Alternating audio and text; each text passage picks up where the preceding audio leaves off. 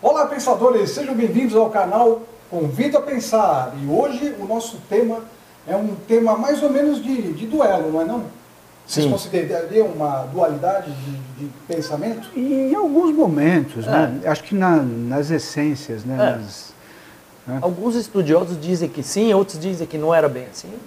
Vamos ver o que acontece. Vamos ver o que acontece, mas nós vamos falar sobre estoicismo e epicurismo. Ver se todo mundo acaba vivo. Vamos ver se todo mundo acaba vivo no ganho.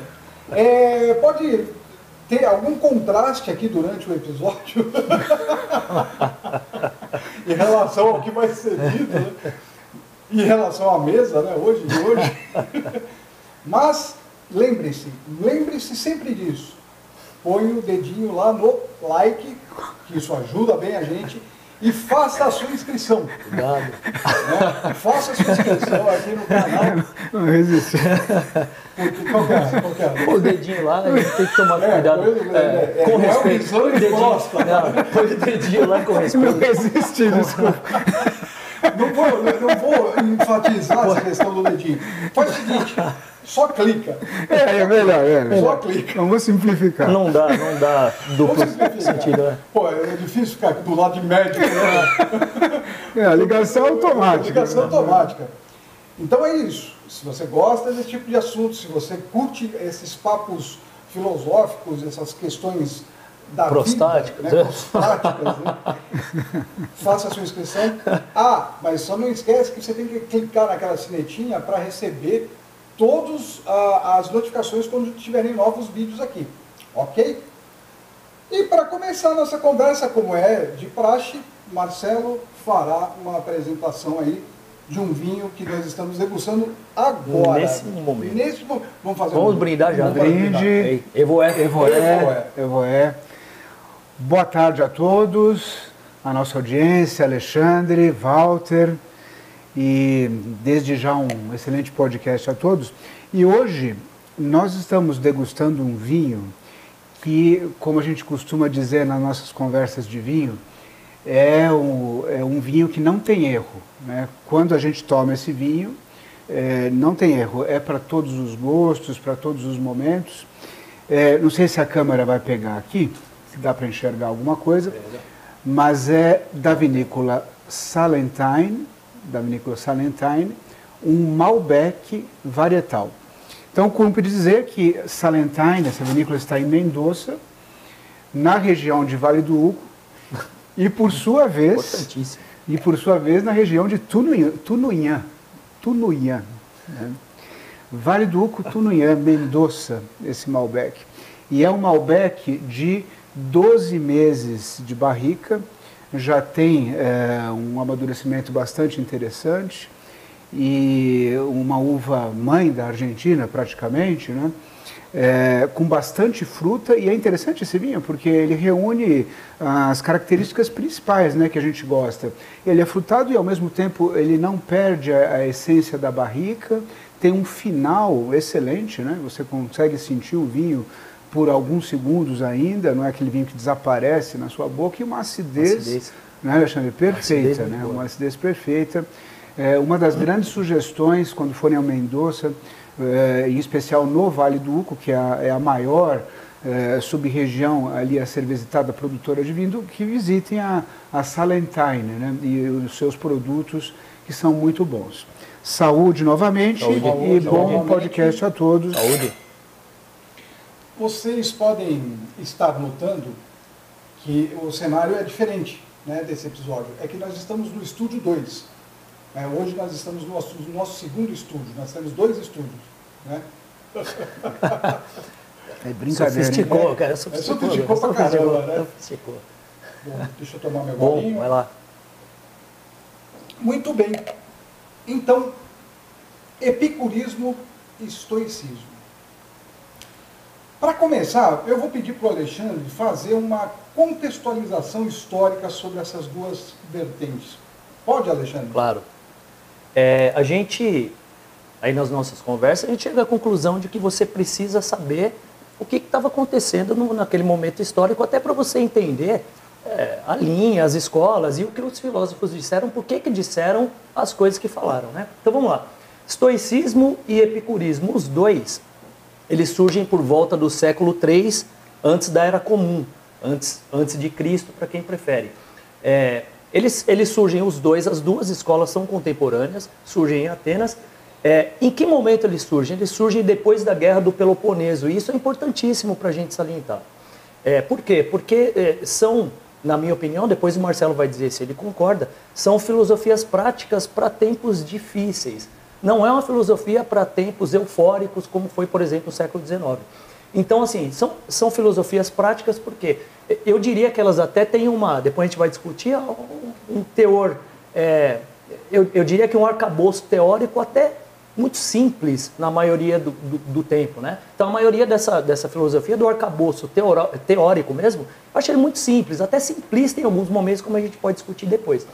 Então, assim, a Guerra do Peloponeso, rapidinho, foi Esparta contra Atenas e algumas coalizões que aconteceram ali entre eles. Não foi só Esparta e Atenas, mas eram os principais contendores ali. Esparta vai vencer a guerra, porém vai sair muito fragilizado. Os dois vão sair muito fragilizados, muito debilitados da guerra. Tendo em vista isso, vai ter início o Império Macedônio, na verdade. Através do Felipe da Macedônia e depois o Alexandre. O Alexandre vai conquistar essa região vai ficar sob o jugo do Alexandre. Então você percebe que é um tempo que não é mais o tempo da polis, né? É um período helenístico que a gente chama, né? Período da Grécia helenística. Você tinha a Grécia Antiga, tinha a Grécia Clássica e essa é helenística. Então assim, as pessoas estavam sob o jugo de um novo império. Então não eram tempos muito eufóricos. Daí a gente dizer que tanto o estoicismo quanto o epicurismo são filosofias práticas para períodos difíceis, para tempos difíceis. Essa era a contextualização histórica que eu queria dar. Então a gente vai discutir por que o Epicuro disse aquilo, por que os estoicos disseram o que disseram, porque o povo precisava ser basicamente consolado. É uma filosofia de consolação, na verdade, e não é uma filosofia de euforia. Surgiu num pós-guerra, então. Pós-guerra. Então, as pessoas estavam muito abaladas pela situação que elas estavam vivendo. Uma linha filosófica que meio de... O que nós vamos fazer daqui para frente? Isso, é bem isso. E por isso, até, Walton, que a gente, eu entendo de certa forma, que essa filosofia voltou da maneira totalmente errada, o estoicismo agora, né? Mas voltou por quê? Porque é um período em que as pessoas afirmam, todo dia você vai ouvir isso, há uma perda de valores, há uma perda de significado, as pessoas estão buscando o significado. E o estoicismo sempre trouxe isso aí. A gente pode discutir aí os problemas de trazer o estoicismo para os dias atuais e fazer o uso que está sendo feito, que é complicado. De né? que forma está sendo trazido? Como é que eles estão usando. Mas, enfim, para tempos difíceis e para tempos em que você está perdendo o significado mesmo. Né? Marcelo, vamos ouvir um pouquinho de você. O que você fala disso tudo? E, então, complementando o que o Alexandre falou... Vou passar aí atrás de você. É essencial, né, o que você falou. Tanto o estoicismo como o epicurismo, né, que você também sabe e muito me ensinou, né, fazem parte da cultura helenística. Né? E eu estava olhando, uma coisa que eu também não sabia, achei interessante até da gente falar para o pessoal, né, por que é helenística, né? Porque Helen em grego é Grécia. Isso. Mesmo, né? Então é a cultura que imita a cultura grega, quer dizer, o pensamento filosófico que imita, por isso helenístico. E Hélade, também, né? Isso mesmo. A gente chama de Hélade em português, né? Em português a gente fala, virou Hélade, e por isso o helenístico. Né? Grécia, Helena né? É grega, né? E imita a Grécia, quer dizer, remete ao que se pensava na Grécia. E você colocou muito bem essa cultura, essa filosofia, ela começou a ficar forte a partir do domínio do Alexandre o Grande. E tem uma outra explicação interessante, né, que eu acho que é legal, que também acho que está muito ligado a isso, ao porquê, o que explica isso, né? Que o Alexandre o Grande teve como tutor Aristóteles. Que trouxe toda essa cultura para ele, né? Então ele foi, além de um grande conquistador territorial, ele sempre fez questão de difundir a cultura grega para todos os povos que ele conquistava, né? Então há relatos, depois não sei o que você acha, que essa cultura helenística possa ter perdurado talvez até o fim do Império Romano. né? Perdurado, assim, não ficado forte, mas perdurado até o fim do O Império Romano fagocitou, de certa forma, tudo que veio da Grécia. Né? A literatura, a música, o teatro, tudo que apareceu em Roma é devido à Grécia. Então acho que faz sentido, assim. Se estendeu até o Império Romano, é verdade. Agora, já vamos decidir entre nós aqui. Nós vamos falar da essência, da diferença, ou vamos começar falando, né, um pouquinho da característica de cada um e misturar com a essência, enfim? Eu acho que você pode falar do epicurismo aí, já vai dando as características principais, e daqui a pouquinho eu vou explicar um pouquinho do estoicismo, o que é o cosmos, o que é a eudaimonia. Vamos para esse lado, aí depois a gente vê o que tem diferente. Posso fazer uma sugestão? Claro. Sim. A gente podia fazer um comparativo das duas linhas de pensamento. Eu faço, paro, você coloca. Isso, vamos fazer, pode ser. Então, claro. na questão... Vamos na essência. Exato. Qual era a visão e qual era a visão desse? Claro. Porque a melhor forma, né, é de a gente montar esse bate-bola aí. Dominó aí entre essas duas linhas, né? Isso, beleza. Legal. Então, e aí me interrompa a hora que você quiser acrescentar alguma coisa, porque eu vou passar batido algumas coisas aí. E vice-versa. A gente vai acrescentando. Então, como o Alexandre muito bem colocou, as filosofias coexistiram, né? Coexistiram, então estão bem situadas, né? No início, né? E qual que é a essência do epicurismo, né? Então, o epicurismo é uma filosofia atomística, né? É uma filosofia que se baseava no átomo, que naquela época era considerado uma partícula indivisível, naquela época, né? O átomo nunca foi criado, nunca seria destruído e era infinito, né? E a ideia era o átomo e o vazio, né? O átomo se movendo para um vazio. E eles remontavam muito o pensamento de Demócrito. Né? Isso. Então, átomo se movendo para o vazio. Só que aí é um detalhe inicial que eu vou dar, que depois a gente vai voltar a se basear nele, é que esse movimento do átomo, apesar de ser aleatório, né, ele era um movimento duplo. Né? Ele tinha uma certa linha, mas um desvio para o lado, né? Ele ia numa direção, mas fazia um pequeno desvio, e depois a gente vai entender por que isso acontecia, né? Depois o Alexandre vai falar a origem, a essência do estoicismo é completamente diferente, né? Mas do epicurismo é isso, né? Baseado na atomística, né? Movimento aleatório dos átomos. E daí já se começa a tirar uns pontos importantes que eles consideravam, né, que o universo era infinito, porque os átomos eram infinitos, o vazio era infinito, né? Era infinito, certo? Aleatório, as coisas aconteciam de forma aleatória, porque a migração dos átomos era aleatória, e sem fim, sem um fim. Não havia teleologia. Né? Isso, né? Não havia teleologia, sem fim. Então, essa é a essência do epicurismo. Agora o Alexandre vai falar sobre a essência do estoicismo e outros detalhes. Legal, maravilha. Essa coisa que você falou dos átomos e vazio é muito legal, né? Se você pegar um bom professor de ciências, em geral, ele vai te dizer que se você encostar a tua mão na mesa, tua mão não está em contato com a mesa. Não é verdade. Não, mas eu sinto. Não tá, porque tem átomo e vazio. Existe um vazio. Por que tem que ter um vazio, né? Porque se dois átomos se chocarem, a gente sabe o que aconteceu lá no Japão, por exemplo, né? Então eles não podem se encontrar mesmo, ele precisa ser átomos e vazio. É muito legal isso. Eu gosto muito dessa escola do Epicuro, porque até pela dinastia, né? Ele vem lá de... É uma dinastia muito interessante para mim, pessoalmente, porque é lá Demócrito, Leucipo, aí vem o Epicuro, e depois podemos dizer que mais para frente já vem o Spinoza, vem o Nietzsche, vem o Foucault, o Bergson. Esses caras são todos meio dessa linha atomista mesmo. É muito legal. Me permite uma interrupção brevíssima. Claro. O Spinoza é mais ligado ao estoicismo.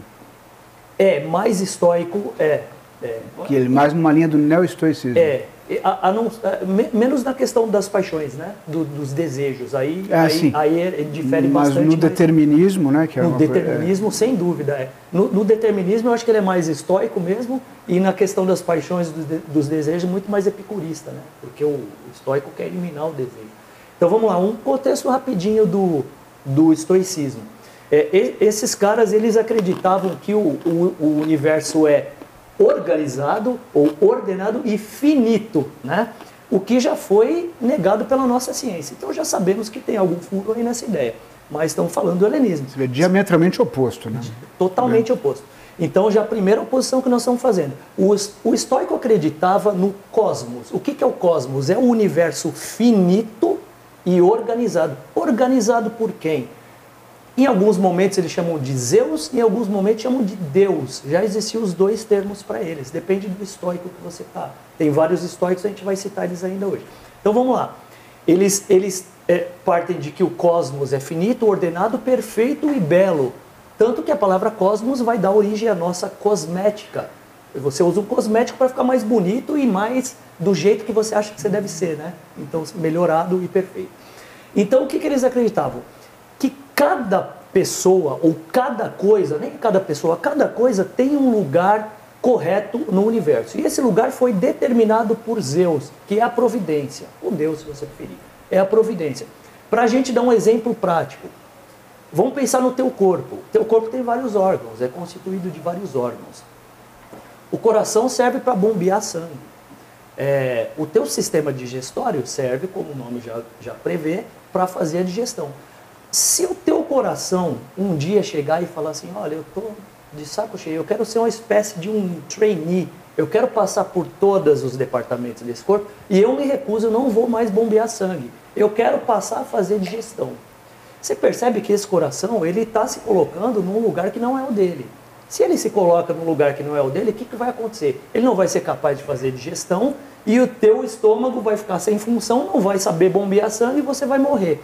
É a mesma coisa que acontece no universo se você não cumprir o que Zeus deu para você.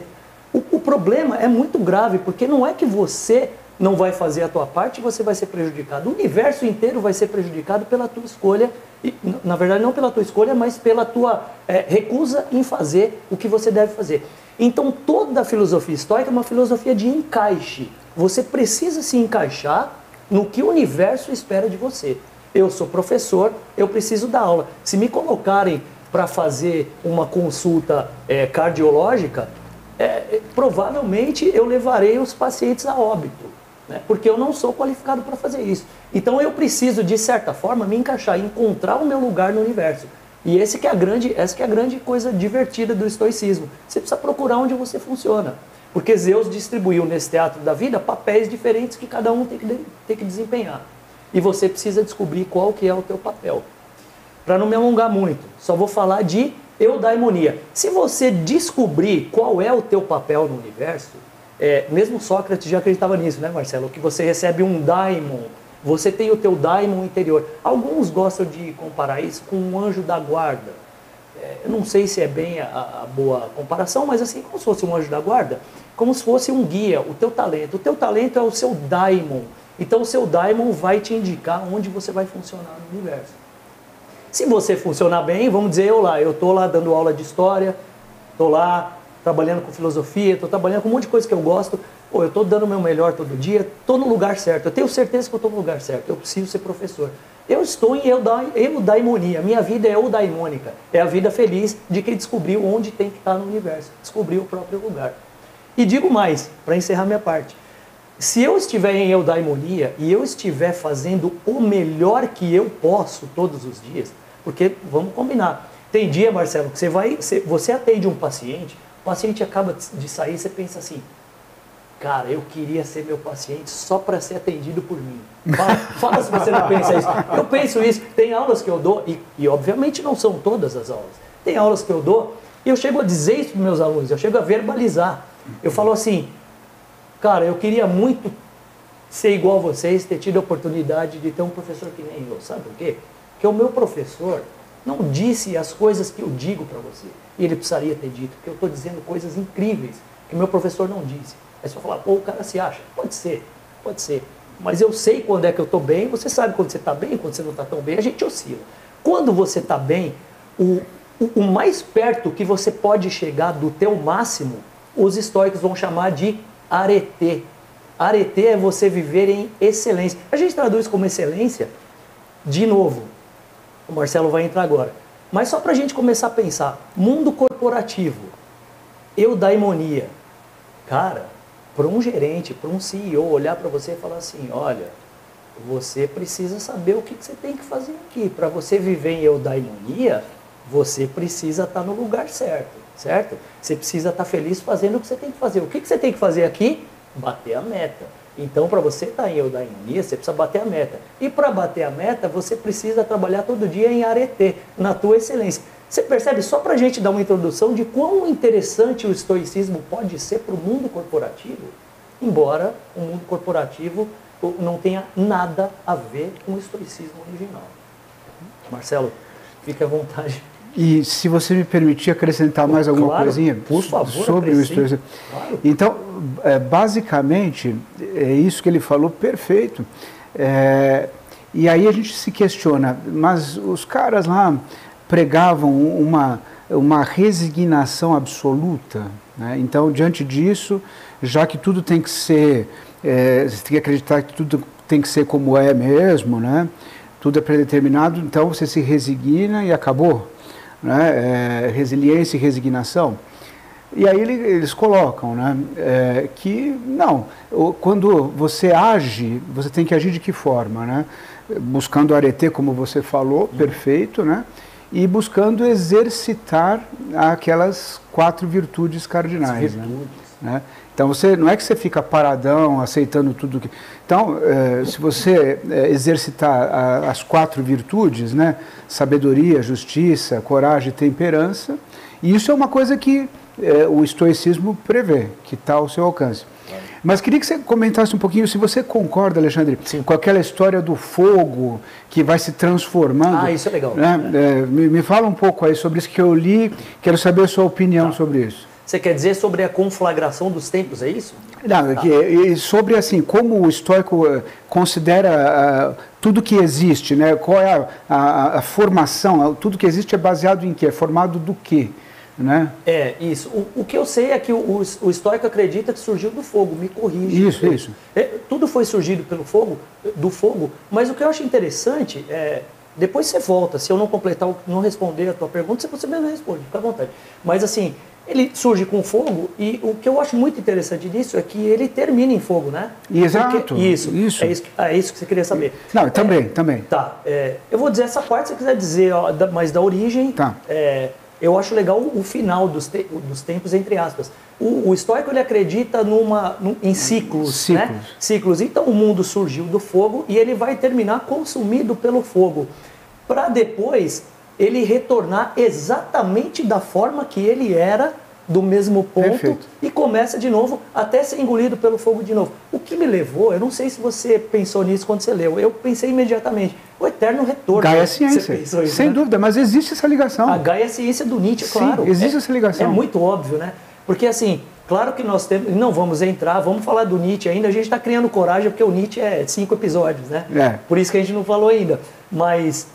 toda hora ele vai pipocar, porque a Gaia Ciência diz, deste eterno retorno, temos o outro, que isso vai ser legal a gente conversar um dia, mas não vamos entrar agora. Mas esse eterno retorno do mundo, o que já foi, será, de novo e eternamente, é muito legal. Seria uma alusão do pó viestes ao pó voltarás? Não, porque ele é mais antigo que isso. Ele veio primeiro, é antes, né? Dessa definição. Ele é antes porque ele é 300 anos antes da Era Comum, ou antes de Cristo. Então ele é anterior a isso. Na verdade, ele não é anterior à Bíblia, né? Porque aí já temos a Bíblia, já temos o Moisés, já temos uns caras 500 anos antes de Cristo, já temos. Mas não tem nada a ver, eles não tinham relação. Eles foram se encontrar em Roma, na verdade. Então o cristianismo é uma posição completamente oposta à reencarnação, por exemplo? Eles até... Sim, né?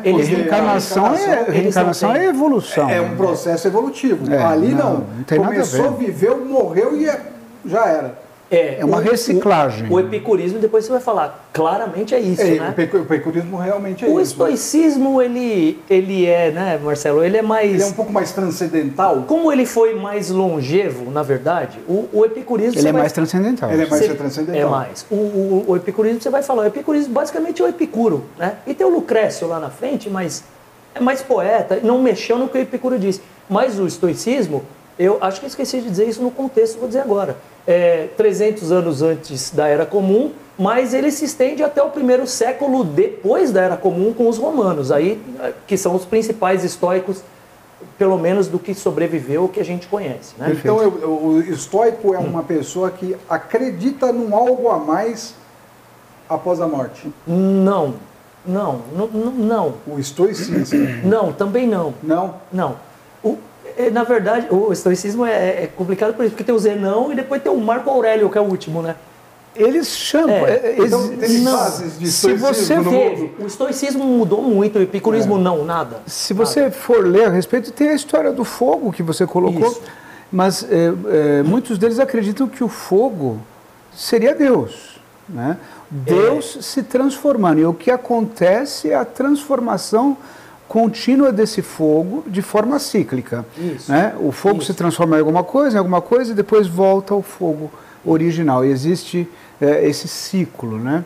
Isso. O fogo seria Deus. Então existe uma conotação divina, metafísica, religiosa, não absolutamente aberta, mas assim, eles falam dessa forma. Mais religioso. Né? Falam dessa forma. E uma coisa que eu queria dizer é o seguinte, por que eles acreditam que tudo tem que ser como está acontecendo? Justamente por isso, por conta da transformação desse fogo que eles acreditavam ser Deus. Se é Deus se transformando, então é perfeito. Então a gente tem que aceitar como uma coisa que teria que estar acontecendo com nós mesmos. Né? Só precisamos tomar cuidado com a palavra Deus, não você colocou perfeito, eles falam Deus mesmo. Mas assim, cuidado, porque o Deus cristão, ele está fora do mundo, enquanto o estoico diz, eu acho uma imagem muito bonita, o estoico diz que Deus perpassa o mundo como o mel perpassa a colmeia. Eu acho uma frase muito legal, né? Que ele está no meio, verdadeiramente no meio de nós. Enquanto o cristão diz ele está no meio de nós, mas acha no final das contas que ele está lá em cima no trono, o estoico acredita nisso. Só para terminar, a questão do fogo, eu lembrei agora, vocês falaram de espírito, se fica depois da morte, não fica? Tem uma questão estoica aí, que não é bem fechada, que é assim, que as almas sobrevivem até a próxima conflagração. Não sei se você já leu isso, eu li isso uma vez. Existe uma linha estoica que acredita assim, as almas elas morrem, e depois elas sobrevivem em algum outro plano até essa consumação pelo fogo. Aí elas são consumidas também de vez, e aí tudo começa de novo. Mas que não, então assim, tem essa linha histórica que não é morreu, acabou. Morreu, continua até o mundo ser consumido pelo fogo de novo. Sim. E acho que o que resume bem a filosofia estoica é o determinismo cósmico. Né? Existe um determinismo cósmico aí. Então, você é determinado pela influência do cosmos, como o Alexandre já muito bem retratou. Né? Agora, aí nós nos vemos diante de um dilema que, se o Epicuro não acredita nisso, e na verdade eu li alguma coisa que eles acreditavam nos deuses também, os epicuristas. Os epicuristas? Mas sim, eles achavam que os deuses, que as almas, etc., também eram feitos de átomos e vazio, quer dizer que não mudava muita coisa, né? Então, é verdade. Os deuses não iriam exercer influência sobre o modus vivendi, né, dos caras. Era um deísmo, né? Exato. É um deísmo. Os deuses não estão nem aí para você. Exatamente, que já é um outro tópico lá que a gente vai discutir. Legal. Né? Bom, então se não existe no epicurismo um determinismo cósmico, né, se ele não acredita, né, nessa história de transformação do fogo, que tudo tem que ser como deveria, que não há livre-arbítrio, etc., né, daí derivou também a ideia do Spinoza, né, no neo-estoicismo. Então, os caras que acreditavam nessa doutrina, filosofia, como é que o que movia os caras, né? Você não tem que exercitar sua virtude, buscar seu daimon, né? Virtude, tem que falar disso, fazer o que você veio aqui ao cosmos para fazer. Se isso não interessa, o que você tem que fazer? Então Epicuro dizia que você deveria então atingir a eudaimonia através dos prazeres, né? Era uma vida de prazer, né? Só que não era um prazer aberto, não era... Não, muito pelo contrário. Não era libertinagem, não era aquele prazer que você podia fazer o que você quisesse, esbanjar, etc., né? Era o hedonismo epicurista, né? Baseado nos prazeres simples, né? Quer falar alguma coisa aí, Alexandre? Quero, pode ser. Isso, o hedonismo que veio do hedon, de prazer, né? Se a pessoa, né, Marcelo, tiver algum lastro, né, filosófico, vai saber que o Epicuro, o Jardim das Delícias, os prazeres, não tem nada a ver, né? Não é o que pintaram. A pessoa que não sabe nada de Epicuro, talvez não tenha ouvido falar do Epicuro. Agora, quem ouviu falar um pouquinho, não tem muito laço, vai dizer, eu sei, o Epicuro, o cara dos prazeres, das orgias, das bebedeiras. Daqui a pouco você vai dizer o que eles consumiam no dia a dia, por favor, que é muito legal, né? Então, assim, o Marcelo colocou bem que o Epicuro, um valor que era importante para ele, talvez o mais importante era o prazer, né? A vida é prazer. Agora, o interessante vai ser a hora que ele explicar aí para nós o que era o prazer para o Epicuro, até onde ia essa história do prazer, né? Do hedon. Inclusive, o hedonismo, eu também sempre chamei igual você fez agora, sempre chamei o Epicuro de hedonista. Tem uma linha de estudiosos que recusa hedonismo para o Epicuro, porque já acredita que, não, hedonismo é mais prazer do que isso, não é possível que a gente chama... Então, assim, é legal que tem esse debate. Mas a gente qualifica hedonismo epicurista, né? Isso é um termo consagrado mesmo, já consolidado. Mas eu andei lendo alguns outros estudiosos que dizem, eu não aceito o termo hedonismo para o Epicuro. E eu entendo que ele não aceite, porque o cara provavelmente está trazendo essa terminologia hedonismo para os dias atuais, e aí realmente você vai falar, peraí, hedonista, o cara que faz isso aí, que você pode dizer para nós aí, o que era o hedonismo? Fala aí, faça uma lista dos prazeres hedonistas do Epicuro, por favor. Então, vai demorar, hein? Tem bastante coisa. Não, você se entende. Não, porque a lista de prazeres é enorme do Epicuro. Vai ser 10 10 Ele transformou isso numa lista? Não, eu tô sendo irônico. Você vai ver por que eu falei, a lista enorme. Não, é simples, né? A questão dos prazeres é a simplicidade. Simplicidade, né? Extremo. Simplicidade. Aliás, nosso grande Clóvis de Barros Filho, que nós somos fã dele, né, Alexandre? Muito, desde Walter também né? Sim. E ele resumia muito bem, né? Simplicidade na qualidade e frugalidade na quantidade. Perfeito. Né? É uma definição sensacional. Mas ele fala uma coisa bem interessante, que resume bem, né? Que o melhor prazer na concepção epicurista era o prazer negativo. Né? O prazer negativo. Que era o prazer que você executava para aliviar uma dor. O maior prazer é não sentir dor, né? Exatamente. Então, você fazia alguma coisa para aliviar a dor. Né? Por exemplo, você está com fome e você come. Isso é um prazer negativo, porque você fez alguma coisa para aliviar a dor. Era o prazer que uma ação que você executava para te voltar ao estado natural. Isso mesmo. Voltar ao estado natural. É totalmente naturalista, né? Esse era o melhor prazer que você poderia ter, né?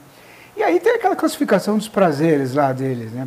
Que existe os prazeres naturais e necessários, existe os não necessários e naturais, e não naturais e não necessários. E o melhor era você desenvolver os prazeres naturais e necessários, que é justamente esses, né? Você sente sede, você bebe água, se você sente sono, você dorme, se você sente fome, você come, mas come um pedaço de pão. Né? Posso fazer um comentáriozinho sobre... você falou, é exatamente isso mesmo. A questão de comer, né? Comer é um prazer. Agora, o Epicuro coloca até... quando o comer é um prazer e quando o comer é um sofrimento. Porque ele diz, comer, como você falou, na medida certa. Porque se você comer a mais, você vai ter uma indigestão. E aí é sofrimento. Aí esquece o hedonismo. Ele fala a mesma coisa da bebida, né? Assim, você pode beber um pouquinho? Você pode beber um pouquinho. Agora, se esta bebida te causar uma enxaqueca no dia seguinte, você errou na dose. Já não é um prazer mais bom. Não é prazer. Não é prazer. Não é prazer bom. Prazer bom, isso. Prazer. Então, assim, se você exagerar na dose, você passou do ponto. Então, se passar do ponto, já não é o que eu estou dizendo. O que eu estou dizendo é na medida certa. Então, tem a medida certa mesmo, para comer, para beber, para tudo. Né? E ele apoiava o prazer não necessário e natural, que era mais ou menos isso que você falou. Então, você pode tomar uma taça de vinho por semana. Você pode comer uma pastilhinha de chocolate a cada 15 dias. Então, isso daí é o prazer natural e não necessário, porque você não precisa disso aí. Não é? E ele era contra os prazeres não naturais e não necessários, que basicamente era poder, riqueza e fama. Isso ele acreditava que não era bom. Né? Isso. Vou falar um pouquinho então vou pegar esse gancho que você falou agora. Poder, riqueza e fama. O que é poder, riqueza e fama para um estoico? E aí já vou amarrar com um conceito de virtude para a gente também debater os dois. Tá? Para um estoico, poder, riqueza, fama, são bens ou são maus? Essa é a grande pergunta. É um bem ou é um mal? Para o estoico só existe um bem verdadeiro, só um, virtude. Né? E qual é a virtude? Vou voltar lá para o começo. Viver em eudaimonia. A única virtude é você fazer o que o cosmos espera de você. Todo o resto, vou dar um exemplo para não ficar tão teórico. Você vai falar, riqueza não é um bem? Depende para que você vai usar. Se você usar a tua riqueza para oprimir todo mundo que está em volta de você e para humilhar e para escravizar, isso não é bom.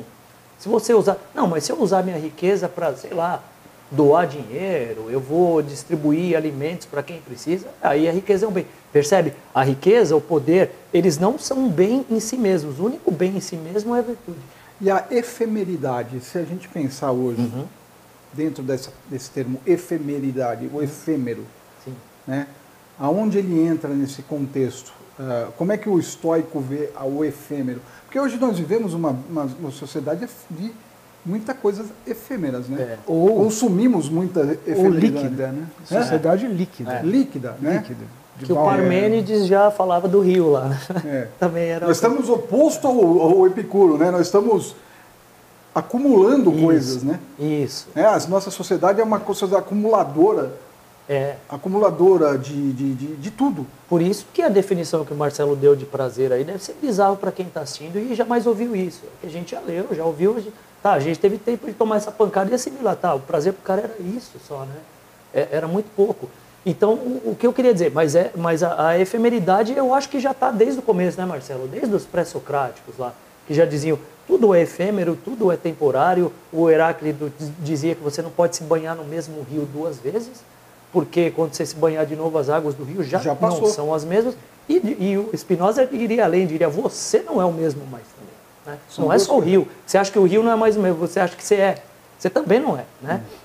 Mas voltando para a gente falar de virtude, Marcelo, para o estoico só uma coisa é boa, virtude. Todo o resto, o estoico ele usa uma terminologia que é preferível.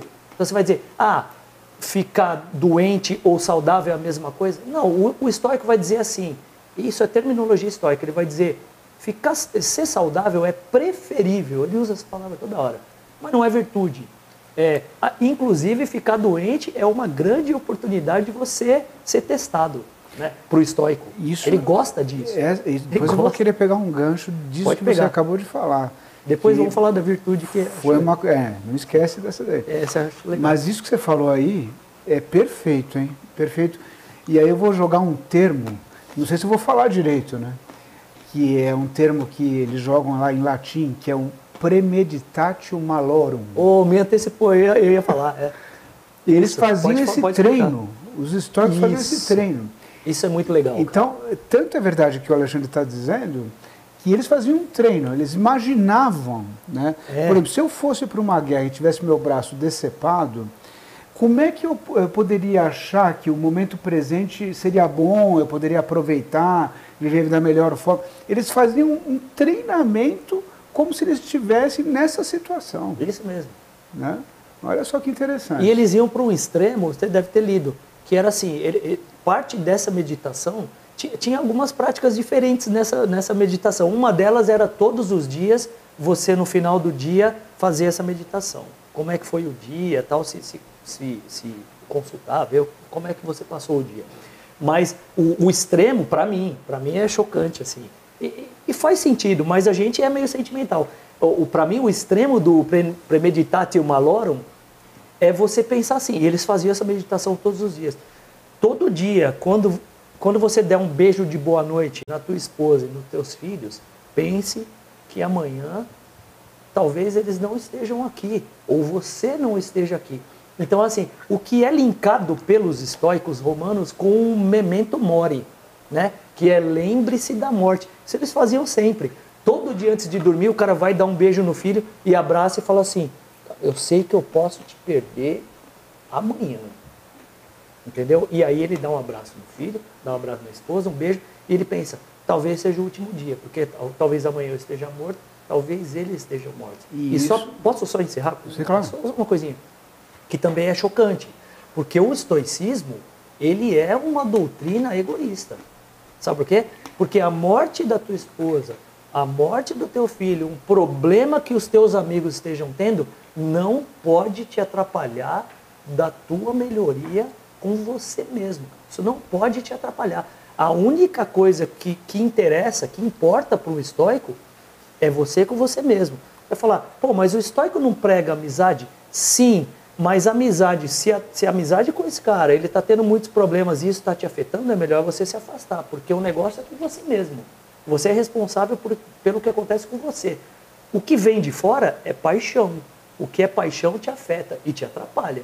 Então, assim, é uma doutrina muito solitária, no fundo, no final das contas. Porque é você trabalhar com você mesmo. Qualquer coisa externa que te atrapalhe, nem a morte dos teus filhos e da tua esposa pode te atrapalhar. Por isso que ele medita.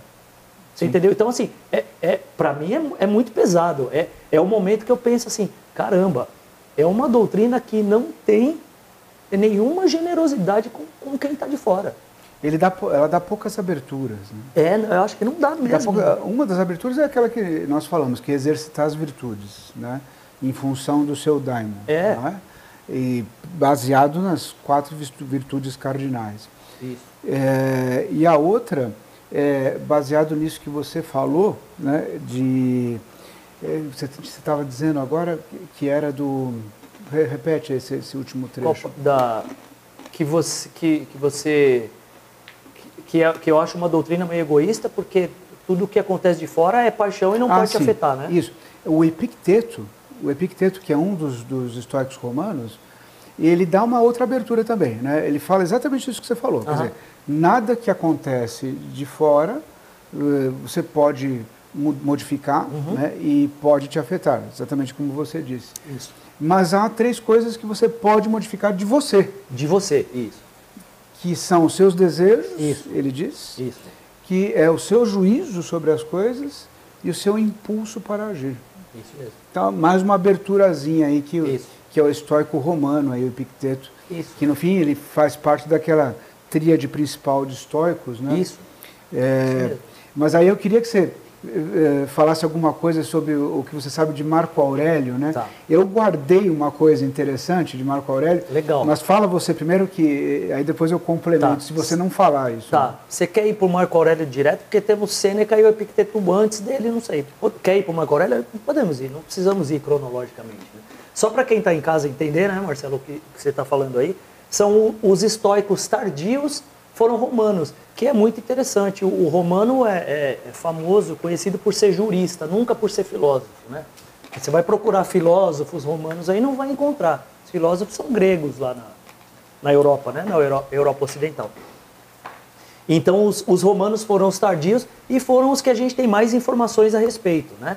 O Zenão, que é o criador do estoicismo lá no ano 300 antes da Era Comum, não tem quase nada escrito, só tem fragmentos. Então vamos lá, a gente tem uma sequência de Sêneca, que foi ministro, depois a gente fala um pouquinho do Sêneca, depois temos Epicteto, que era um escravo, e aí chegamos do Marco Aurélio, que era imperador de Roma. Olha, Voltão, que legal. Os 3 estoicos romanos, um era ministro, o outro era escravo e o outro foi imperador de Roma, que é o Marco Aurélio que o Marcelo está falando aí. Vou falar um pouquinho do Marco Aurélio, vou dar Vidas totalmente diferentes, né? Você viu? Vidas completas, classes sociais totalmente diferentes. Isso, o Clovis fala que o estoicismo vai de A a Z nas escalas sociais, e é verdade, né? Você tem desde um escravo até o imperador de Roma. O Marco Aurélio, aí eu vou dar muito minha opinião, viu, Marcelo? Aí se você tiver uma diferente, é mais legal ainda. Tudo que eu li desses 3 romanos aí, eu tenho para mim que o Marco Aurélio é disparado o mais fraco deles todos. O mais fraco. A gente tinha conversado isso. Isso, eu diria até que o Marco Aurélio tem uma dose meio de Poliana. Sabe a história da Poliana? Que fazia o jogo do contente. Porque o estoicismo tem muito isso, né, Marcelo? Assim, primeiro ele acha que tudo foi criado para o homem, né? Tudo é para o homem. Então, assim, os animais foram criados para servir para você de comida, de vestuário. Eles chegam a dizer que até um percevejo na tua cama te ajuda a acordar mais cedo. Então, assim, tudo que está lá é para o uso do homem.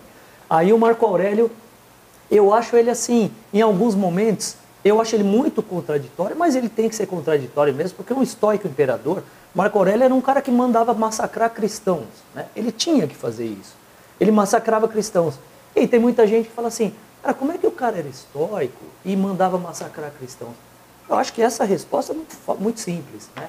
Se ele tinha que viver em eudaimonia, e se ele foi colocado lá para isso, era o que ele tinha que fazer. Se essa era a função dele? A função dele não era abraçar ninguém, era realmente cumprir a função dele. Se você tiver que cumprir a tua função, maquiavelicamente falando, passando por cima dos outros, era o que o cara tinha que fazer. Mas eu acho assim, Marcelo, o Marco Aurélio, eu acho ele inocente. Ele colocava assim, ele chegou a escrever várias coisas que eram tentações horríveis para ele, das quais ele tinha que se livrar, lá nas meditações, né? As meditações de Marco Aurélio são 12 livros de frases, na minha opinião, talvez estou exagerando, de frases de autoajuda para mim, na maior parte do tempo. Eu acho que parece autoajuda. Mas assim, ele diz que a maior das tentações que ele tinha era de levar uma vida pacata no interior. Assim, ele não conseguia se livrar desse pensamento, sabe? Eu acho meio inocente, assim.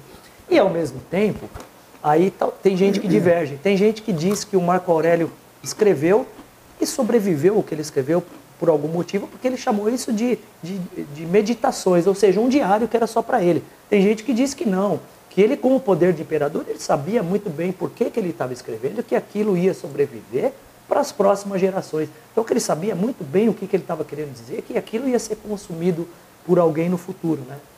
Mas, assim, eu acho deles todos o Marco Aurélio o mais simplista, raso. Eu acho o mais raso. Mais raso. Eu acho que o Sêneca é o mais profundo e acho que o Epicteto o mais coerente. Essa é a opinião minha. Assim. Depois de tudo que eu li, ouvi, eu acho o Epicteto coerente, eu acho o Sêneca incoerente, mas mais profundo filosoficamente, e o Marco Aurélio mais raso, eu acho. Você diria que o estoicismo, né, é uma filosofia muito mais voltada para a razão, em detrimento do prazer do epicurismo? Para o estoico, o homem é razão. Razão e para o Epicuro é razão. E para o Epicuro é prazer puro. Sim. A balança é essa.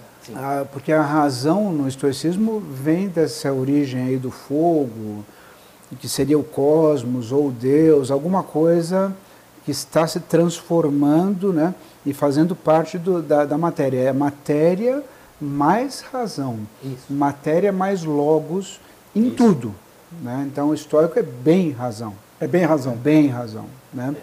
E o Epicuro, essa teoria atomística aí. Mas o que eu queria falar sobre Marco, a única coisa que eu guardei, que eu achei legal, né? Que tem a ver com a doutrina e tal, mas eu guardei porque realmente é isso mesmo que você falou, né? Os outros são mais interessantes da gente estudar. E que ele dizia nas meditações, nas cartas que ele escrevia para ele mesmo, no diário e tal, que nós deveríamos evitar a cesarização. Eu li isso. É verdade. Ele deveria, né? Na verdade, porque ele era imperador, né? Exato. Porque ele escrevia para ele, né? Isso. Temos que evitar a cesarização. E ele dizia, o manto púrpura do imperador não deve torná-lo superior a ninguém. Afinal, ele é feito de lã de ovelha e sangue de molusco. Isso. Né? Esse é legal. É coisa muito legal de dizer, né, Marcelo? Né? Isso eu guardei. É verdade. E ele, assim, ele era um cara que... Ele fala isso mesmo. Devemos evitar a cesarização. No caso, e ele usa esse plural magnânimo que é próprio dos imperadores. O imperador fala sempre no plural, né? O rei também fala. Não, nosso rei... Os políticos, né? Falam. Em geral, isso é Os verdade, políticos, verdade. É herança de imperador, né? Tem esse nós universal que eles chamam, que o cara fala, não, por exemplo, o cara te recebe na casa dele e fala, nós estamos, o cara tá sozinho, nós estamos muito felizes com a tua presença, Marcelo. Aí você olha e fala, mas quem mais está aqui? Não, nós. Que é ele, né? Ele é o tem reino, a ideia, né? de distribuir a responsabilidade, né? Aí sim, né? Distribuir a responsabilidade. O político é usar o manto púrpura. Nós. Então, mas essa frase é muito legal mesmo. O Marco Aurélio, ele também era daqueles estoicos que tem nojinho dos prazeres, assim, pelo menos pelo que ele escrevia. Tinha nojinho dos prazeres, né? E era um cara também que pregava a simplicidade absoluta, embora tenha sido um cara que foi cruel quando teve que ser cruel, e foi um cara que sofreu muito, né? Porque no império dele, Roma foi acometida por peste, por péssimas colheitas, então o povo passava fome. E ele parece ter sido um cara preocupado com o povo. E dizem que a grande virtude do Marco Aurélio foi ter sido pouco odiado pelo povo. Assim, os outros eram muito odiados. O Marco Aurélio, ele é filho do Antonino Pius, né? E, então esses Antoninos, que eles chamam, foram os bons imperadores de Roma, inclusive o Marco Aurélio. Depois do Marco Aurélio veio o Cômodos, que é o filho dele, que é um cara horroroso, talvez um dos piores imperadores de Roma, né? Mas vamos falar de virtude. Aí fala, vê se você quer falar alguma coisa sobre Epicteto e Sêneca. Quero. Que ainda tem alguma coisa para falar sobre Epicuro. Tá. Fala do Epicuro então primeiro, vamos. Pode ser? Porque do Epicuro é mais longo, que é o ponto principal sobre Epicuro, que é o tetrafármaco que eu quero falar. Isso é legal. Né? Isso é legal. Que isso é uma coisa mais longa. Então, veja aí se você quer falar alguma coisa. Vamos bater uma bola sobre o Sêneca, então, que acho que a vida dele é legal, né? Da gente falar. Porque as idas e voltas do Sêneca. Nossa, né? cara. O Sêneca. É um grande político, né? Grande político. O Sêneca era conhecido como Sêneca o Jovem, né? Por quê? Porque existia o Sêneca Sênior, o Sêneca o Velho, o pai dele. Se você recebe esse tipo de epíteto, Sêneca o Velho, significa que o pai dele era alguém, né? Era um fidalgo, ou seja, um filho de algo. Era alguém, não era qualquer um, era um fidalgo, né? Então, assim, o Sêneca já vem de um berço legal. O Sêneca, ele está sob o império do Cláudio, né? O imperador Cláudius. Esse imperador Cláudius, eu acho que ele faz jus ao nome dele porque era um cara que claudicava muito, né? Que é a origem do nome, na verdade, é o cara que claudica mesmo. Tem o Cláudius lá do Hamlet, que é a mesma coisa, ele claudica, você não pode confiar muito. O que é claudicar? É claudicar assim, você não pisa firme, você não é confiável, você dá umas mancadas. Você claudica, você manca. Exatamente. Assim, no sentido metafórico. A definição médica para claudicar, né, é quando você... Isso é um termo vascular, né? Da cirurgia vascular. Você tem uma obstrução arterial, tem uma placa de gordura nas artérias importante, né? Então falta fluxo de sangue para os músculos. Então a pessoa começa a andar e depois de alguns metros, alguma extensão, ela claudica, quer dizer, ela sente dor e diminui o passo, manca. E isso é chamado, na cirurgia vascular, de claudicação intermitente. Perfeito. Então, é inconstante, né? Você viu como funciona no senso comum, né? Perfeito. O Cláudius, eu não sei o que acontece com ele, porque ele é o seguinte, ele era casado com a imperatriz, a Messalina, né? A famosa Messalina. E a Messalina, ela vai banir o Sêneca. Não vamos entrar, não somos a revista Caras, não somos o Leão Lobo, não vamos discutir por que alguma questão sexual dele com alguém não importa. O que me chama a atenção é que a Messalina, e não o Cláudio, ela vai banir o Sêneca. Ela que exila ele para Córcega? Isso, vai para Córcega. Com a queixa de adultério, né? Adultério. Isso. O Marcelo entrou na fofoca. Saiu em Caras isso aí. Isso, é uma questão sexual. Eu realmente também não estou comentando, não é por nada, é porque eu não sei exatamente. Não há provas concretas. Isso. Então, vamos lá. Ele é exilado, uma questão sexual, talvez um adultério, ele teve um relacionamento com alguém ali que era casado, enfim, com uma moça ali. E aí, ele é trazido de volta, depois de alguns anos, por quem? Pela Agripina, a segunda esposa do Cláudio. Ou seja, as esposas dele estão determinando lá quando o cara vai embora, quando volta. Então, assim, isso me faz pensar que, né, isso não era muito comum para o imperador romano.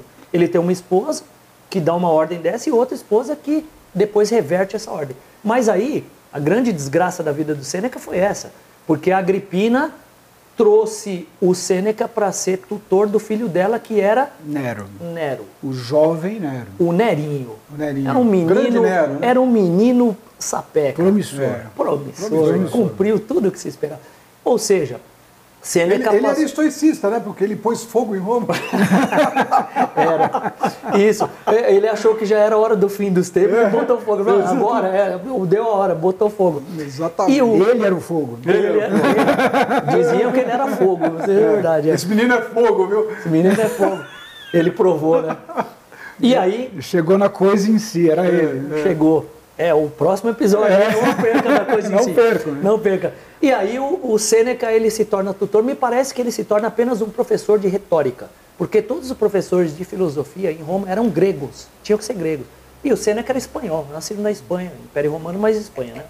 E o Sêneca, ele vira ministro e vira tutor do Nero. Quando o Nero se torna imperador, ele vira um ministro. Principal conselheiro. Né? Conselheiro e ministro. E aí, como todo mundo que estava perto do poder, do tirano, como a gente já conversou outras vezes, você ficar muito próximo do tirano é perigoso. O que acontece com o Sêneca? Perigoso para os dois, né? Perigoso para os dois, claro. Aí o Nero, entre aspas, descobre que tem um complô para derrubá-lo do trono e dizem as más línguas que era para colocar o Sêneca no trono. Isso não é provado, mas é uma teoria. E aí o Nero vai chamar o Sêneca e vai dizer, olha, pelos excelentes serviços que você prestou até agora, eu lhe concedo a graça de cortar os pulsos e se suicidar. Então foi uma graça concedida a ele. E dizem, né? E aí ele faz uma morte apoteótica, né, Marcelo? Uma morte teatral. Porque o Sócrates é pai de todos eles, dos estoicos, dos epicuristas, dos cínicos, todos eles, todos eles têm o Sócrates como um papa. E aí ele imita a morte do Sócrates, claramente.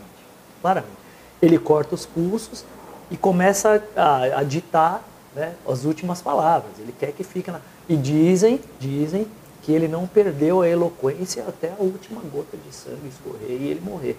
Então, ele deixa os bens dele, que eram muitos, dizem até que 3 milhões de libras nos valores atuais. Por isso, para eu explicar por que eu disse que eu acho o Sêneca incoerente com o estoicismo. Porque é um cara que emprestava dinheiro a juros na Britânia, ficou riquíssimo, enquanto Epicteto era um cara que dormia no chão. Por isso que eu acho ele mais coerente com o estoicismo. E o Sêneca ficou riquíssimo, queria escrever um testamento, falaram, não dá tempo, corta o pulso aí. E aí ele começou a ditar as últimas palavras, escreveram e morreu como Sócrates. Morreu uma morte apoteótica e decente, nobre, né? E o cara não perdeu a virtude na hora de morrer, diz que morreu serenamente, pelo menos isso é o que foi escrito. Né? Convicto das suas ideias. Morreu como um estoico. Se talvez não tenha vivido como um estoico, não sei. Morreu como um, pelo menos pelo registro. É que a gente fala, né, dessas vertentes filosóficas, né? Mas, de uma certa forma, nós, como seres humanos, né, meio que vivenciamos um pouco de cada uma delas, né? Sim, então. Sim. Cabe a nós pegar a ideia de cada uma delas que nos faz bem, que a gente se identifica. Né? Porque a gente já comentou sobre vários assuntos aqui, inclusive nos episódios passados, e aí a gente, pelo menos eu consigo vislumbrar que nós somos uma somatória de todos esses pensamentos. Né? E é engraçado que tem momentos que nós estamos mais epicuristas, tem momentos que nós estamos mais estoicos. Perfeito. Né? Perfeito. Não é uma plenitude, né? Você não vive você não vive uma vida plena, presa numa única vertente filosófica. Perfeito. Ou seja, a nossa essência não é engessada, que é um conceito muito mais sartreano. Né? Sim.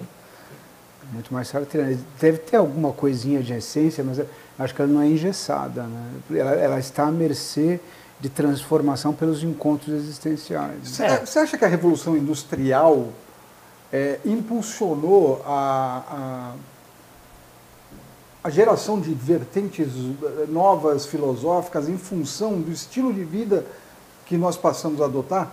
Não, eu acho que ela se valeu como esse neo-estoicismo pós-moderno, né? Esse neo-estoicismo pós-moderno que a gente vive do coaching, aí, etc. Né? E eles se valeram disso, né? Para manter esse rebanho fazendo o que eles querem. Sim, sem dúvida. Essa é a ideia. Ó, só hoje, né, Marcelo, o que a gente mencionou aqui? Vários termos gregos que são aplicados hoje com uma roupagem, né, uma embalagem estoica. O outro é o desejo, né? A gente pode dizer que o estoico, ele recusa o desejo. Você tem que eliminar o desejo. Porque o desejo é pathos, né? É sofrimento. Pathos é paixão. Paixão é sofrimento. E na medicina, ninguém melhor do que você para saber que pathos virou patologia. Patologia é doença. Que é uma disciplina até. Se você tem paixões e desejos, você está doente. Então, assim, de novo, no mundo corporativo, se eu sou um CEO, eu não quero que você tenha paixões, isso vai te afetar. Principalmente o ambiente de trabalho. Eu não quero você afetado, você precisa produzir. Você precisa bater a meta.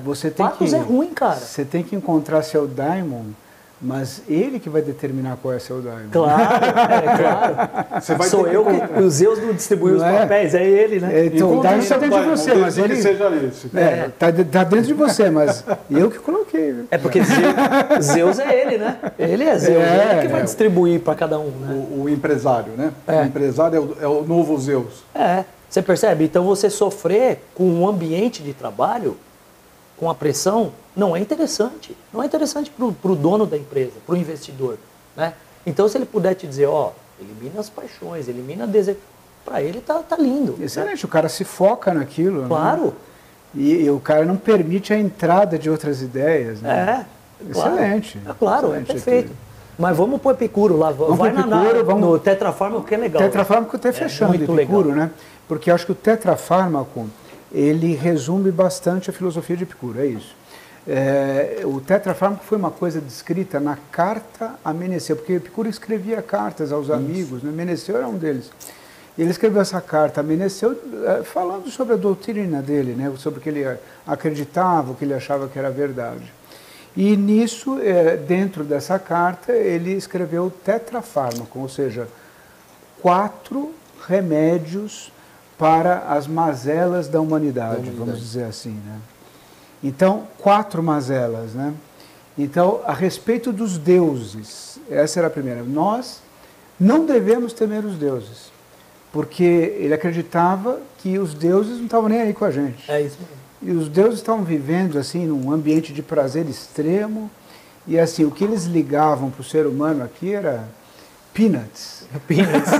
Peanuts. O que eles ligavam era peanuts, né? Então, deixa os deuses para que eles não estão preocupados com a gente. Não temos por que temer aos deuses, porque eles não estão preocupados com a gente. Ponto final. Né? Dor. Não, uma das grandes mazelas é temer a dor. E aí a ideia da simplicidade dos conceitos que você falou, né? E acho que vale para os epicuristas também, né? Ele diz assim, a dor não deve ser temida. Por quê? Porque se a dor for aguda, ela passa. Porra, mas... Passa rápido, né? Pode ser uma dor aguda e intensa pra caramba, né? Então, claro. Se a dor... né? Porra, se a dor perpetuar, você pode morrer. E aí entra na questão da morte, que eu já vou falar. Ou uma dor crônica, você se adapta a ela, né? Então, assim... É interessante, mas são definições simplistas. Está vivenciando a dor, você vai mandar ele claro, para aquele lugar. Para quem está com dor, isso aí não ajuda tanto. Né? Medo de ser feliz. Medo de ser feliz. E aí entra naquela história que a gente já discutiu bem aqui do que era o prazer para Epicuro, do que era a eudaimonia para Epicuro. Então, ser feliz era simples. Né? Seria simples desde que você buscasse os prazeres naturais e necessários, né? Desde que você se afastasse dos grandes centros, tanto que por isso que ele criou o Jardim de Epicuro, né? Porque ele não queria muita gente, né? Ele queria só algumas pessoas que estavam na vibe dessa ideia. E ser feliz era ter amigos com quem você pudesse conversar essas coisas, né? Então, na verdade, eram coisas muito simples, né? A felicidade dependia de prazeres simples que não tornaria você escravo dos prazeres, daquele prazer interminável que, uma vez conquistado, você vai para outro e nunca termina. Né? E, por fim, não ter medo da morte. Né? E esse que eu acho sensacional, que eu acho que até mandei para vocês, porque a morte e nós não nos encontramos. Né? Onde existe morte não está você, onde está você não está a morte. Isso. A morte representa, segundo a definição deles, uma separação de átomos, né? E perda total de percepção. Então, ninguém vai vivenciar a morte, então não há por que ter medo da morte. E aí perguntaram para o cara, não, mas não é a questão da morte, é o que antecede a morte. Aí ele deu aquela resposta brilhante, né, que eu mandei você falou. Ele falou, mas o que antecede a morte é toda a vida. Que eu achei. Esse foi o Epicuro? É o Epicuro que falou isso? Sensacional. Sensacional. Se você me permite, vou entrar para confrontar o que o Sêneca disse na mesma situação. O Sêneca disse o seguinte, como é que é a frase do Epicuro? Repete, por favor, essa última aí. Porque temer os momentos que antecedem a morte. Porque os momentos que antecedem a morte são toda a vida. Chama-se a vida. E o Sêneca, se eu tiver enganado, depois você põe uma errata aqui embaixo de mim, tá, Walter? Mas se não me engano, acho que foi o Sêneca. Eu vou pôr a errata. Não, eu vou descobrir depois. Você vai ver. Põe lá. Eu acho que foi o Sêneca que disse uma coisa diferente. Ele fala assim, cara, quando você morre, sabe o que você perde? Você perde um momento. Que é um momento anterior ao da morte, porque a vida é feita de momentos, de instantes. Você perde o último instante. Você perde no último instante, você perde o próximo, que não vai existir, você vai morrer. Então assim, ele fala, tudo que você perde é um instante. Todo o resto, então ele acaba dizendo assim, uma vida de 30 anos ou de 3.000 anos dá no mesmo. Porque tudo que você perde na hora de morrer é um instante. Uma grande frase. Grande frase. Uma frase que ele escreveu, inclusive, para Lucílio. Né, dizendo que, você acha que a morte é coisa do futuro? É isso. A gente já entregou boa parte da nossa vida à morte. Tudo que está atrás de nós já foi entregue à morte. Isso. Boa parte da morte já passou. Isso. Ele diz isso. Né? É isso mesmo. Ele acha que o grande erro é achar que você está perdendo um futuro por causa da morte, né? Uma coisa assim. É isso mesmo. Alexandre, dá uma explicada, a origem da palavra estoico, pessoal. É verdade. O Jardim de Epicuro, você falou alguma coisa ou não? Não, porque só falei que era uma coisa afastada da cidade, né, por isolamento que ele queria e por pessoas assim, na afinidade, só isso, não falei mais nada. O estoicismo, eles são chamados estoicos porque eles se reuniam numa coluna, coluna que chamei, eu li muito... Pórtico, né, um pórtico. Eu li muito em inglês os estoicos, ele chama de colonnade. Vocês uma coluna, um pórtico fora da cidade, né? Meio que na entrada da cidade, chamado Stoa, né? Então eles se reuniam no Stoa, por isso, os caras que ficam lá no Stoa, os estoicos, isso é importante, obrigado porque eu não tinha lembrado de falar isso. Estoicos. Eu quero só voltar no negócio da virtude, porque eu acho que o Valtão ele ficou puxando a gente para ver as diferenças, acho que a gente tem conseguido mostrar bem, né? Mas a questão da virtude, né? O que é a virtude para o estoico e o que é a virtude para o epicurista? A gente já falou, na verdade, mas acho que para deixar claro. A virtude para o estoico é aquela que eu já mencionei hoje. É você se encaixar, viver em eudaimonia. Você encontrar o teu lugar no mundo. Essa é a única virtude. Como eu acredito que tenha deixado claro, todas as outras coisas dependem de como você vai usar. Né? Um garfo pode ser usado para comer, pode ser usado para matar uma pessoa. Então, em si não é nada, só a virtude é importante. Virtude para o Epicuro. Quer dizer, que era a busca do prazer, isso, né? Uma vez que ele considerava que não havia fim, um objetivo cósmico, né? Não havia um determinado. Então os átomos se moviam de forma aleatória. Né? Então, se você não tinha um determinismo, não tinha um objetivo, o que você tinha que fazer? Viver pelo prazer, mas não um prazer de libertinagem, um prazer de preferência negativo, que era aquele de sanar a sua dor. Né? O prazer que sana a dor e te traz para o estado natural. E aí até mais um termo interessante, né? Nós falamos da ataraxia da alma, que é a imperturbabilidade da alma, né? Que valia para os dois, na verdade. Para os dois, sim. Tinha a ataraxia estoica e a epicurista, né? A estoica beirava a ascese, né? Acho praticamente ascético, né? Eu acho que sim. E a epicurista você tinha que atingir Também, esse prazer. né? Também quase. Não, Porque quase. era pão e água, né? E, Pão e água. e ele falava também que seria interessante atingir o estado de ataraxia e aponia, que Putz, era a é mesmo. ausência de dor Isso. física. Isso. Né? Isso. Cara, você sabe o que eu fico imaginando? Eu fico imaginando assim, cara. Eu não sei se a gente conversou, aquele dia a gente bateu um papo sobre isso um pouquinho, não sei se eu comentei isso com você, vou comentar agora. Eu fico imaginando um cara chegando no jardim do Epicuro, assim, ó, um cara desavisado, né? Desavisado em termos. Ó, vai lá que tem o Epicuro, ele fala de filosofia no jardim, porra, que legal. Cara, chegava lá, era um jardim provavelmente separado da casa e aberto a quem quisesse ir, né? Quem quisesse ir. Embora o Epicuro tivesse o credo dele, que as pessoas tinham que recitar antes de começar, ele era um pouquinho autoritário, era ele que falava, tinha umas coisas assim, mas era aberto para todo mundo.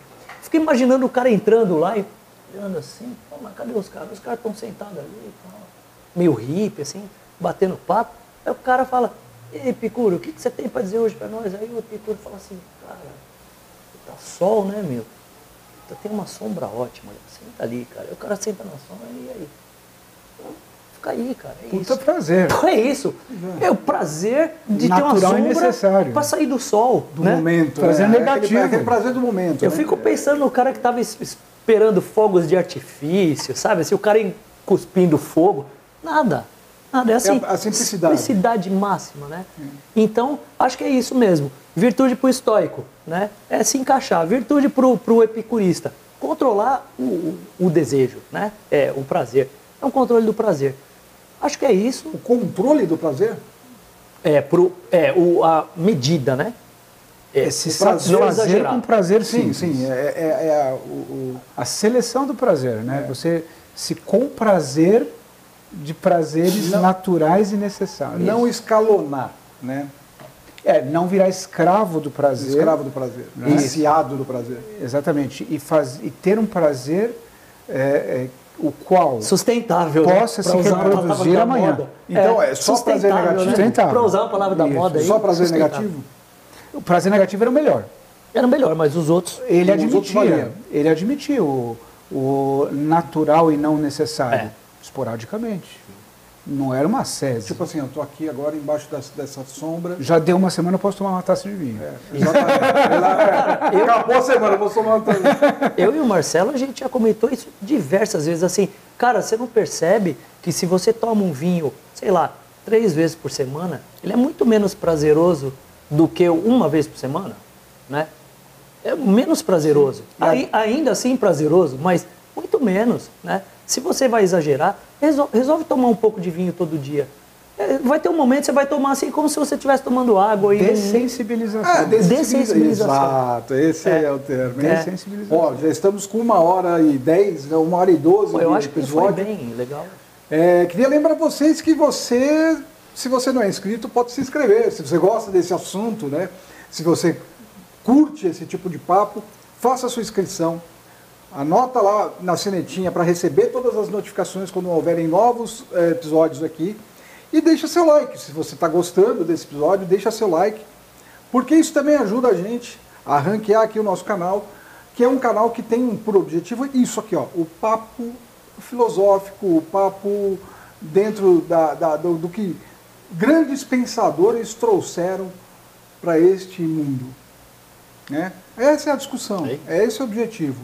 É isso. Vamos para um fechamento? Vamos. Quer fechar ou...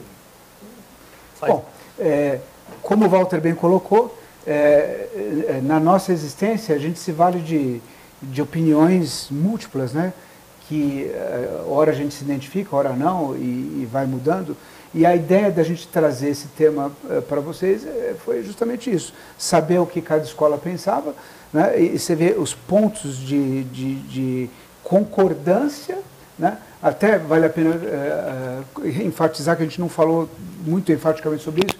Viver o momento presente era um ponto de concordância das duas escolas. Sem dúvida. Né? Mas havia uma discordância básica da essência, né? Do determinismo cósmico e do atomismo, enfim. Ninguém sabe da verdade até hoje, né? O que é a verdade? Então, desde aquela época até hoje, a gente vai estudando teorias e vendo aquelas que nós nos identificamos mais. Isso. E eu acho que para fechar, eu acho que eu acho que o que o Walter falou, você falou agora, eu acho que é o grande papel da filosofia mesmo. A filosofia, ela geralmente é uma filosofia do seu tempo. Embora a gente utilize filósofos que já falaram há muitos anos, há muitos séculos até, mas eu acho que a filosofia, ela vai espelhar, ela é um documento mesmo do que aconteceu no momento, né? Então a gente consegue entender o que cada um disse e os motivos que levaram essas pessoas a dizer o que disseram, né? E eu acho que a filosofia, ela tem que entrar, já falei isso outras vezes, fazer mudança, ela tem que servir para alguma coisa, né? Embora eu não seja utilitarista, eu acho que a filosofia, embora ela sirva, ela valha por ela mesma, pelo prazer que ela proporciona, mas ela tem que servir para alguma coisa do teu dia a dia, ela tem que promover mudança, né? O Cláudio Upiano já dizia que a filosofia tem que ser uma máquina de guerra, porque do jeito que está o mundo agora, do jeito que as pessoas estão pensando mal, né? A gente precisa da filosofia mesmo para promover mudança. E acho que de uma forma ou de outra, os estoicos fizeram isso e os epicuristas fizeram isso também de outra forma, convivendo todos eles lá dentro de Atenas, todos eles juntos, cada um dizendo uma coisa, cada um pensando de forma muito diferente, e sempre tinha alguém que estava sendo consolado, estava aprendendo alguma coisa com isso que eles diziam. Mas eu vou perguntar para você sugestões de literatura. Tá. Eu vou dar uma geral aqui, Marcelo. Tem um livro muito legal que eu tenho e eu recomendei para o Marcelo também. O Marcelo comprou faz muito tempo, que é o Box da Filosofia Ocidental, que é do Bertrand Russell. Esse Box da Filosofia Ocidental, ele cumpre o que ele promete. São 3 livros, mastodônticos, assim, gigantescos, com 3 diferentes períodos da história da filosofia ocidental. Claro, ali não tem filosofia oriental, asiática, africana, não tem nada disso. É a nossa filosofia ocidental mesmo. Então ele começa lá atrás, na Grécia Antiga, pré-socráticos, e ele vem até o século XX, que é muito legal. Chama Box da Filosofia Ocidental, do Bertrand Russell, que também foi um filósofo inglês do século XX. E é incrível, né, o trabalho que o cara fez. Pensar que um cara escreveu sobre todas essas filosofias. Ele tem um capítulo sobre cada escola, ou cada filósofo, no caso, e nesse livro tem um capítulo sobre os estoicos, tem um capítulo sobre os epicuristas, tem os cínicos, tem os céticos, tem tudo lá. Essa é uma boa dica para quem quiser se aprofundar. Os estoicos têm as cartas do Sêneca, né?